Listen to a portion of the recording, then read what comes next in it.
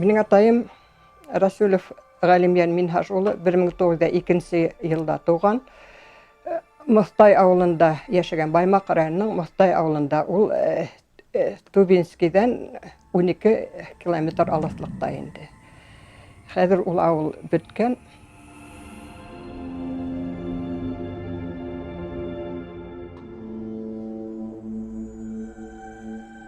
Егерме бірінші жылда қаты ұтлық болды деп атайым хүләнінде. Кішілер еу жүріп тұрғандарында ауылдан ауылға. Мейттер де ята тұрған етті юлда. Буш үйдер көп тұрды дей.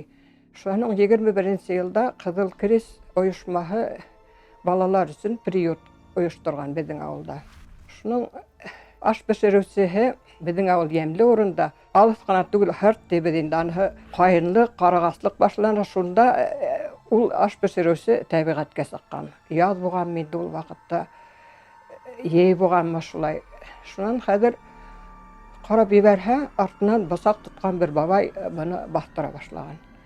Қазір еткірмей приютына келіп еткенде еплеп кіна қарап тұрған. Бұл қахи йортқа енір екен деп.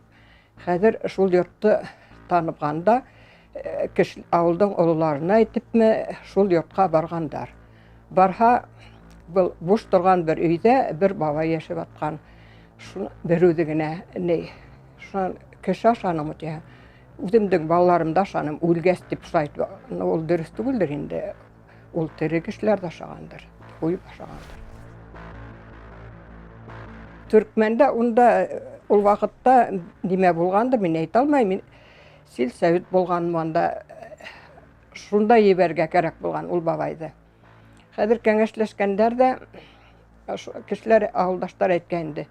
Біз Галимьянден жібертейік. Ол көслі, ғайретлі алып еткері алыр деген. Шуан атайымды сақыртып алғандар. Шунан хинен көслі егет жоқ бұнда, мұна хин ошу бабайды Түркменге алып барып еткер деген енді. Шуан атайым мақтапта ебергес риза болған көсліхің тегес. Шунан бидіреге хүйектерін халып, ике бұсақ халып, аны бабайдыға тұттырғандар. Атайыма зор хуйыл тұттырғандар бір. Қазір бабай бидіреге білен алдан атайым аны қарап кетіп баралар енді. Түркмен бір 12 километрдай ерге, 15-те болырға мұшт атайым алпарға тейшінде. Ейеу. Шынан қазір кетіп барабытты. Бабай арыйты. Мұна атайым әйтейінде, ол кеші ашаған кешінің хәлі болмайды. Бабай арып ұлтырала қояды енді. Қазір 4 көстеп тұрғыдып алып кетем дей. Шынан бара тұрғас бабайдың бір бұсаға жоқ болдыла қойды. Шынан атайым таптыра башланым дей. Шынан электрі ебердім бір екетей. Шынан кәзәкігінің кәзәхінен мұ қайдан сығарып берділі. Олым бұл басақты меніңе бөләк етемінді.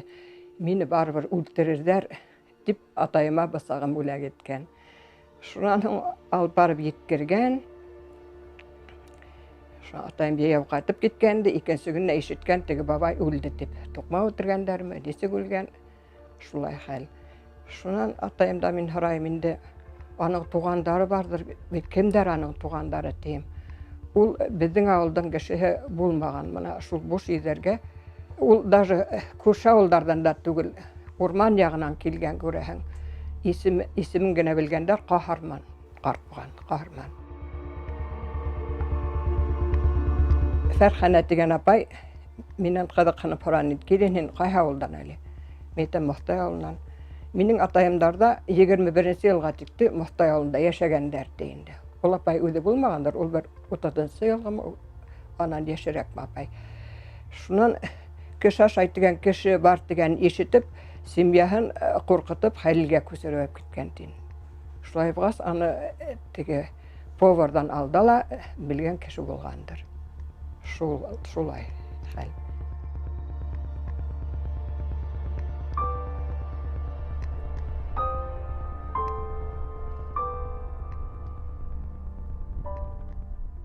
Это было в 21 году. папа мой говорит, это весна, грязюка, лошадь ушла, говорит, не найду. Если, говорит, вдруг поймают и словят, говорит, и съедят. Потому что голодный же год. Уже, говорит, все соломы, все, что возможно, уже съели во дворах. Теперь уздечку в руки, говорит, и пошел. Пошел до какой-то там деревни, вот забыл я, какая деревня небольшая, там башкирская деревушка. Забрел, говорит, туда, захожу в дом, сидят, говорит, мужики в круг. Сели, говорит, какие-то лица, говорит, странные, говорит, какие-то одуловатые, говорит, белесые. И сидят, разговаривают потихоньку, перешептываются. Теперь я зашел, говорит, или он попить там попросил. Устал, говорит, выдохся, выбился из сил. Лазил по этой каше-то.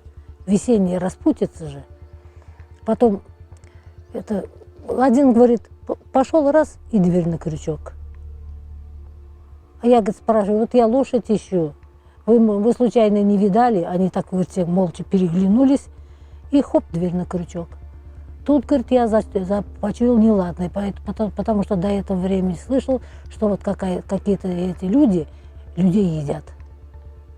Человечины питаются. Теперь сообразил, я, говорит, крепкий был в то время парень, не голодный, не дохлый. Жили они, трудились. А, говорит, окошко, избушка низенькая. Я подбежал, говорит, как дам, говорит, ногой. И выбил, и рама, говорит, это разлетелась гнилая. И я в нее, говорит, выпрыгнул. Как выпрыгнул, говорит, сам не заметил. И убежал. Правда, говорит, за мной никто не побежал. Что за пацаном у нас такой юркий. Таким образом я, говорит, сбежал. Иначе бы, говорит, они меня, сволочи, съели бы. Они, говорит, сидят, все, говорит, такие не худые, все белесые, лица у них. Я даже, говорит, удивился, а что это они такие все упитанные здесь сидят. Народ-то исхудал. Потом у него еще случай был. Пала лошадь, люди сбежались к этой лошади. Прям кто ножом, кто что руками рвут, зубами рвут эту дохлую лошадь, мясо едят. Даже варить не тащат, говорит. До такой степени люди оголодали. Вы представляете? Это же жутко. В общем, я так поняла, во все времена, кто трудится, тот с голоду не помрет, все равно найдет выход.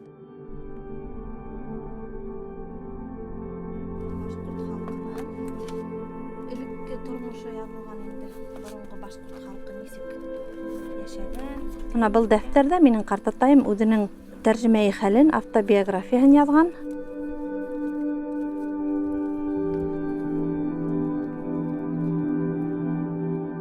Егерменче елда бик нык корылык була, сәскән иген үсмәй, кара ергә әйләнеп кала инде. 1920 елдың көзе тананы, бияне урлап китәләр. Ике башмактарын бүре ашай. Тана менән һыер быҙауын эт талап китә. 1921 елдың кышында каты аслык башлана. Ике һыйырҙы һәм атты, ваҡ малды һуялар инде. Асығып, үҙҙәре торған өйҙөң баш ябыуын бик арзан гына хаҡҡа һатып ебәрәләр. Совет хөкүмәте ҙурыраҡ ауылдарҙа приюттар аса, аҡ ярмалар ебәрә, унда муллалар, байҙар хужа булалар. Ярлы халыҡты асыҡтырып Совет власына ризаһыҙлыҡ тыуҙырырға тырышҡандар. Бик борондан мал көтөп, иген һәм картуф сәскән ауыл халҡы бик ауыр хәлдә тороп ҡала. Йомаш ауылында 166 өйҙән 51 өйҙөң ғаиләһе менән мәрхүм булып бөтә, үлеп бөтәләр. 182 кеше үлә инде. Байзигитов Шәйхетдин Фәттах улын өйөнән бик күп йылҡы тиреһе сығып, шуның өсөн туҡмап Темәскә ебәрәләр. Юлда үлә. Ул йылҡы тиреһен баҙарҙан һатып алған була. Тикшереп тормағандар, ғәйепһеҙ урланған тип, бер ғәйепһеҙ үлтерәләр инде. Мына ауылға ҡырҙан садаҡа, хәйер һорап килеүселәр күбәйеп китә. Ҡайһы бер көндә 7-8 кеше садаҡа һорап инеп сығыр булған. Ярлы кеше үҙенә ашары булмағас, ул ингән кешегә бер нәмәлә бирә алмай. Ауылдағы бай кешеләр ҡапҡаларын бикләп ҡуйғандар. Бер кешеләр рөхсәтһеҙ инә алмаған. Һоранып йөрөүсе ярлы кеше урамда ҡолап йә юлда үлеп ятыр ине. Ул үлгән кешеләрҙе көндә ат менән йөрөп йыйып алып мәгәзәйгә һалғандар. 30-40 кеше йыйылғас, санаға утын шикелле тейәп, бер соҡорға башлаш, аяклаш һалып күмгәндәр. Соқыр казган Исәнов Яқуб һәм Ахметов Сиддыҡҡа бер ҡаҙаҡ көндә дары оно биргәндәр. Ярлы халыҡ хатырға бер нәмәһе ҡалмағас, эт, бесәй, хатта мал сыуынын ашап ҡараған. Хатта Алғаҙы һәм Йәрмөхәмәт ауылдарында кешене кеше ашауда булған. Был кешеләрҙе тотоп аттылар. Быға миҫал итеп Йылым ауылында булған бер хәлде яҙам. Йылым ауылында Әликбаев Мөхәмәтшә тигән кеше йәшәгән. Ул бер йыуаш һәм бик тоғро кәсипсән була. Уның 3 улы һәм бер ҡыҙы, ҡатыны була. Мөхәмәтшәнең улы Йәҙгәр һәм Хәйбулла йыуа йыярға сығалар. Йылым ауылы бер ҡарттың атын ауылына алып ҡайтып барғанын күрәләр. Күп тә үтмәй ат хужаһы килеп, балалар минең атты күрмәнегеҙме тип һораған. Яңы ғына Тайып олатайҙың кейәүе менеп китеп бара ине атыңды тигәндәр. Бала кеше тоғроһон һөйләй. Буш түгелдер тип, ҡарт ауылдан 2 кешене алып Ғүмәр ауылына баралар. Атты һуйып өлгөрмәгән, шул ерҙә ат урлаған кешене Йылым ауылына алып килеп Әликбаев Мөхәмәтшаның ишек алдына бик ныҡ туҡмайҙар. Шунан ауылдың милиция булып йөрөгән Тайып Нәбей, Ғәлләм һәм Рамаҙандар һәм башҡалар йыйылып, шул уҡ көндә Мөхәмәтшаны, ҡатынын һәм улы Йәҙгәрҙе саҡыртып, һеҙ Тайып кейәүен туҡматтығыҙмы? Һеҙ Мөхәмәтшаның ҡатыны һәм улын туҡматҡанығыҙ тип, бер ғәйепһеҙ Мөхәмәтшаның ҡатыны һәм уның улын үлтерәләр. Шунан ата-әсәһе ҡайтмағас, бәләкәй малай кеше тауышы сыҡҡан өйгә бара. Ни күҙе менән күрһен, ата-әсәһе һәм ағаһы ишек алдында үлеп ятҡан булалар. 6-7 йәшле бала ҡото оса. Шул көндән ауырый, 2 көндән ул да мәрхүм була. Хәйбулланың ағаһы башҡа тора, ул шунлыҡтан тере ҡала. Хәйбуллаға нисектер теймәйҙәр. Үлектәрҙе кис менән зияратҡа алып барып ташлайҙар. Йәҙгәр иҫен йыйып төндә атаһының өйөнә шыуып килә. Быны һиҙгән Тайып Йәҙгәрҙе тағы һөйрәп алып барып үлтереп ташлай. Шул уҡ төн Мөхәмәтшә өйөнә үлтергән кешеләр килеп, өйҙән арыу нәмәләрен алалар, келәттән ит алып, Хәйбуллалар өйөндә бешереп ашайҙар. Бындай боҙоҡлоҡ эшләп йөрөгән кешеләргә бер кем дә яуап бирмәй. Хәйбулла ул ваҡытта йәш була, уны яҡлаған кеше булмай. Фәһем булһын өсөн ул яҙып ҡалдырған йәштәргә, беҙгә ул белмәйбеҙ ул элекке замандағы ауырлыҡтарҙы. Ә мына уҡып ҡараныһынан ул шундай ауырлыҡты еңеп сыҡҡандар. Хәҙерге йәштәргә ошо тормошто ҡәҙер итеп, рәхмәт әйтеп, өлкән быуынға йәшәргә генә инде.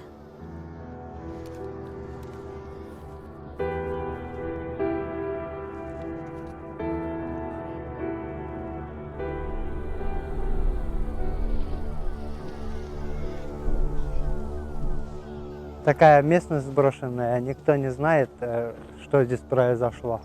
Раньше здесь был хутор, маленький хутор под названием Мурсалимово.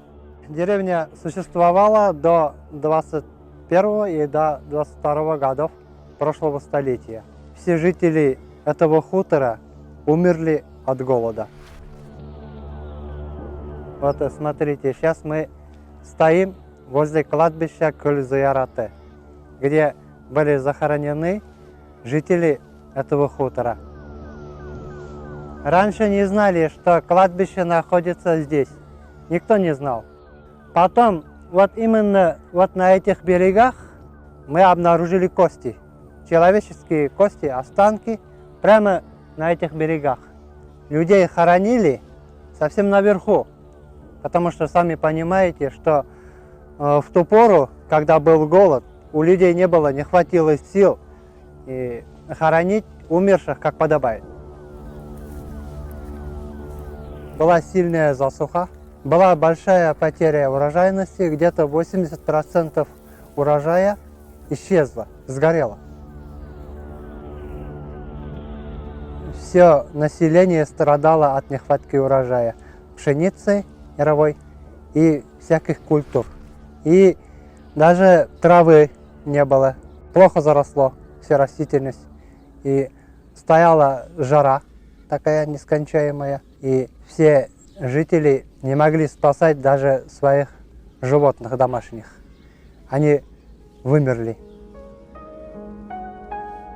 Сейчас место массового захоронения жителей Мурсалимова огорожено. Мы ведем работы поисковые.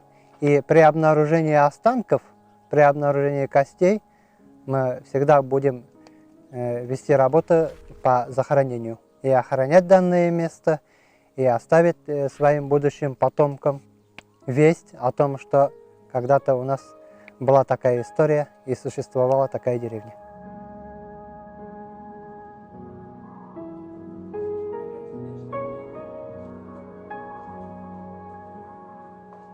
Мына бала мен, мына Мәрҗәм дигән апайыма мына танымайым сәлләгемдер. Балалар да төшкән, бик төшкәнбез куй инде. Шундай вакытлар үтте инде менә. Караван-һарайда укып йөргәндә, апайым, Сәлихә дигән апайым, караван-һарайда укып йөргәндә пирожка һатып алган. Шул пирожканы исеннән кешенең кулынан, бармагының бер буыны килеп сыккан пирожка арасына. Аны ит дип алдылар микән белмәй. Нимә алганнардыр инде. Алла, шулай заманында булды инде заманалар шулай.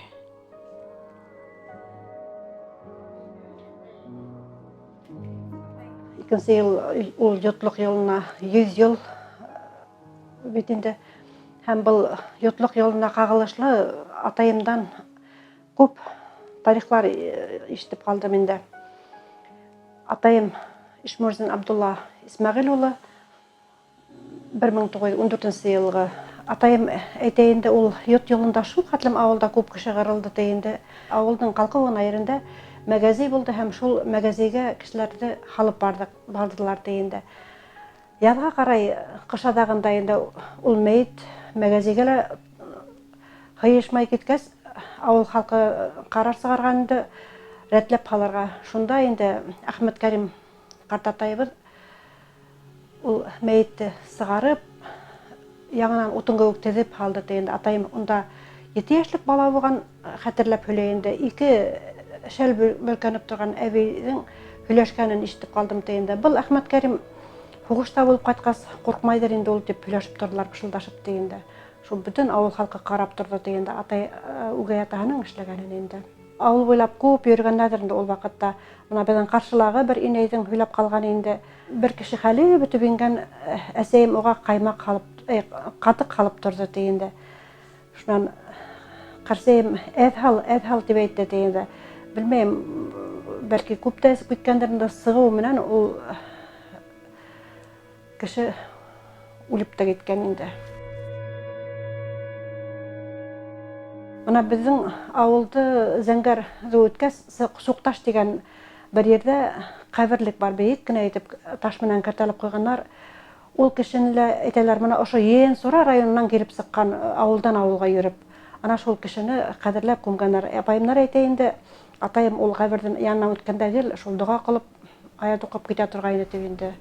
Һәм атайым бер тарих һөйләне инде, безнең авылда Азиянан килеп йөргән Алтын сәс дигән инәй булды.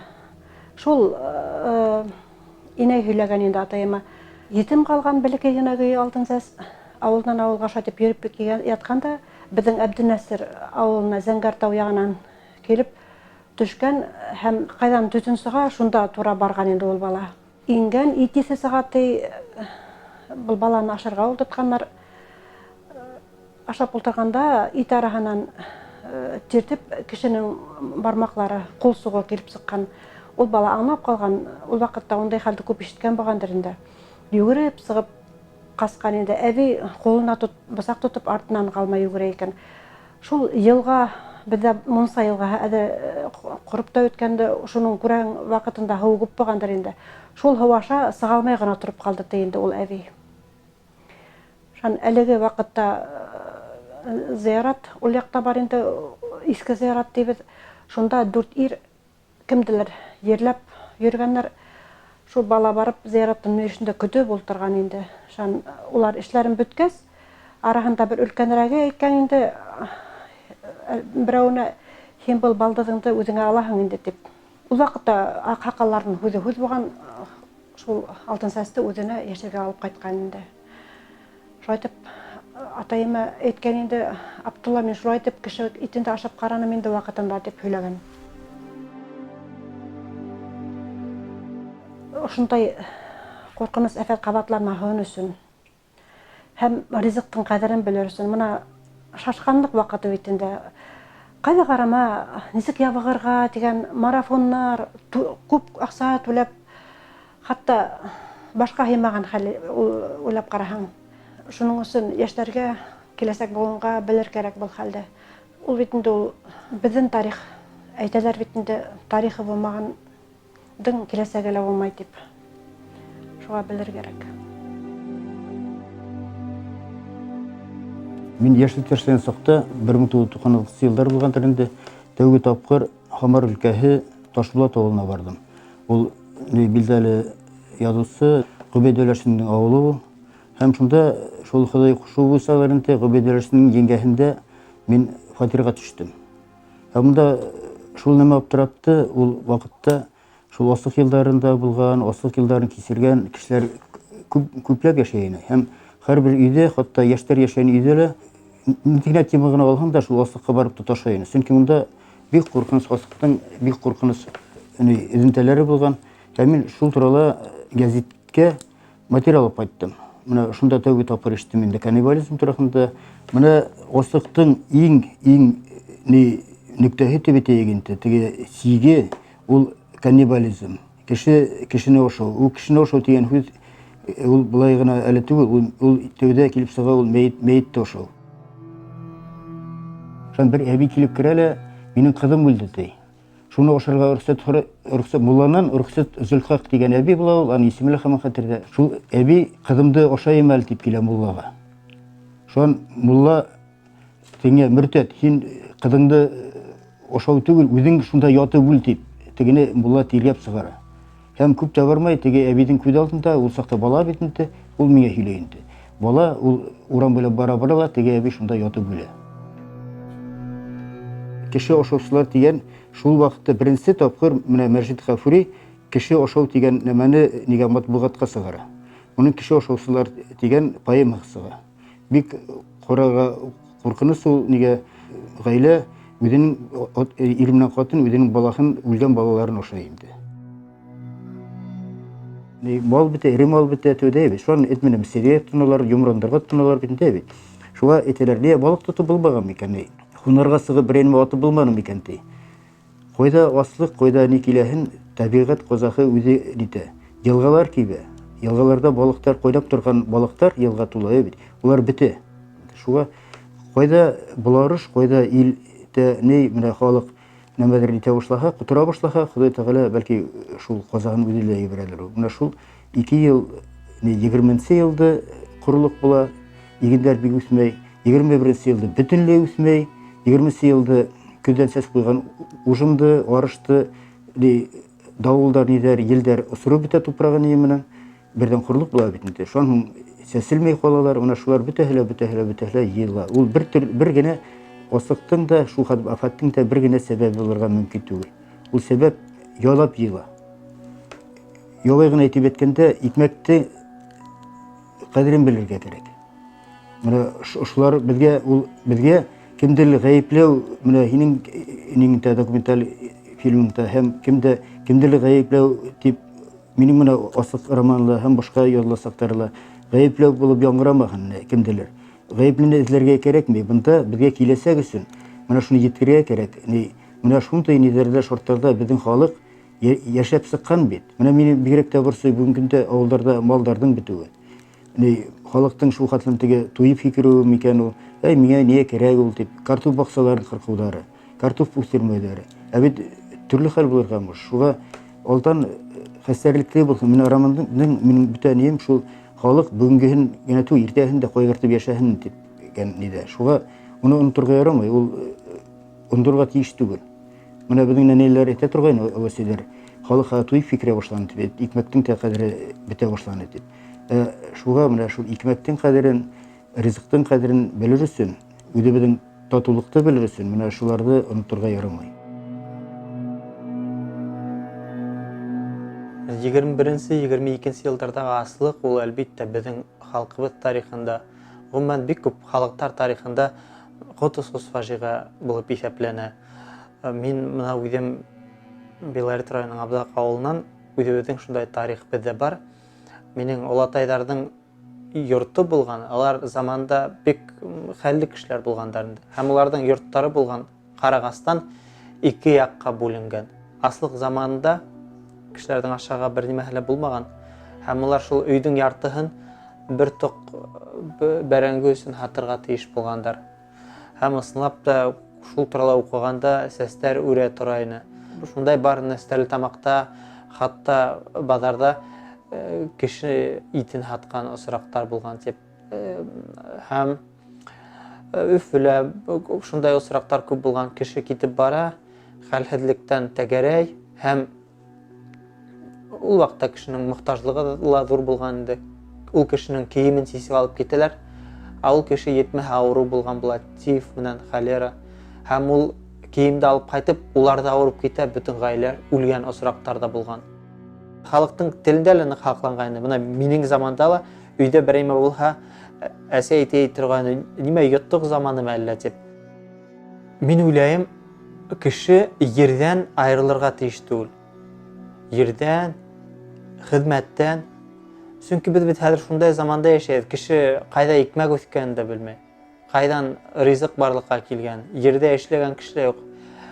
Һәм кеше әлбәттә менә калаларда яшәйдер. Хәзер күпселеге калаган тылавитендә. Ә без шулай да ердән айрылырга тиеш түгелбез, чөнки ер кешене туйдыра. Һәм икенчедән икмәктең, ризыктың кадерен белер кирәк кешегә. Кеше дәүләткә генә я кемгәлер ышанырга тиеш түгел. Һәр кеше үзенә ышанырга тиеш. Әгәр шундай авыр хәл булып калса, ул ничек үзен карай ала, ничек менә мәсәлән шул икмәк үстерә ала, иген үстерә ала, һәм мал менән үзен ничек ошо авыр хәлдән чыгара ала. Кеше күбрәк үзенә ышанырга тиеш. Һәм менә ул ысынлап та киләсе ел 100 ел була бит ул фаҗигагә. Без аны онытырга тиеш түгел.